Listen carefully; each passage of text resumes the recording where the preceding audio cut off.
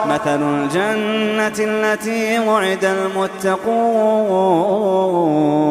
تجري من تحتها الأنهار أكلها